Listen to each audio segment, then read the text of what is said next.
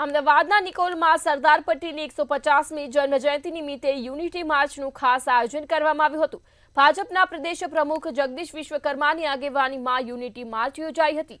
ત્યારે આ યુનિટી માર્ચમાં મેયર રાજ્યકક્ષાના મંત્રીઓ સહિતના લોકો જોડાયા હતા। સરદાર પટેલનો ટેબ્લો અને 600 મીટર લાંબો રાષ્ટ્રધ્વજ આકર્ષણનું મુખ્ય કેન્દ્ર બન્યા હતા। ગુજરાતની અંદર 182 વિધાનસભાની અંદર આ યાત્રા નીકળવાની છે। આજે કર્ણાવતી મહાનગરમાં આજે નિકોલથી નીકળે છે। કાલે માનનીય મુખ્યમંત્રી શ્રી ભૂપેન્દ્રભાઈ પટેલના મત વિસ્તારમાં ગાંઠોડિયામાં સવારે 9 વાગે યાત્રા નીકળવાની છે। આ યાત્રા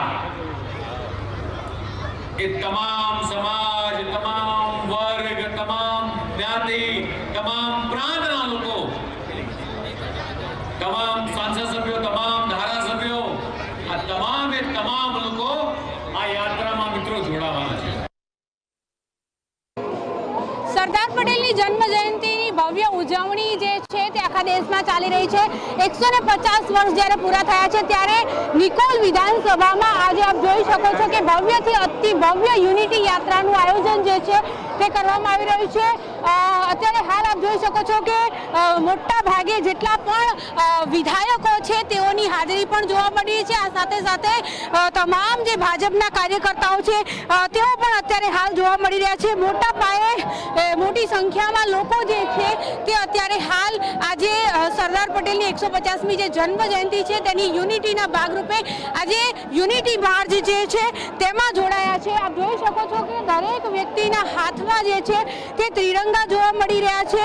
આ સાથે જ અત્યારે હાલ જે છે તે ભારત માતા કી જયના જે જયઘોષ છે જે છે તે જોવા મળી રહ્યા છે। ખાસ જો વાત કરવામાં આવે તો અત્યારે હાલ આજે ભવ્ય યાત્રા નીકળી રહી છે જેમાં પદયાત્રામાંના રૂટ ઉપર રાષ્ટ્રધ્વજ પણ જોવા મળી રહ્યા છે। સાથે જ મહત્વનું કહી શકાય કે ભાજપના પ્રદેશ પ્રમુખ જગદીશ વિશ્વકર્માની નિગેબાનીમાં આ યાત્રા જે છે તે થઈ રહી છે। હાથી ઘોડા પાલખીની જેવી રીતે શોભાયાત્રા નીકળતી હોય તેવી જ રીતે ઘોડાઓની સાથે અને બેન્ડની સાથે અત્યારે હાલ આજે માર્ચ જે છે તે નીકળી રહી છે।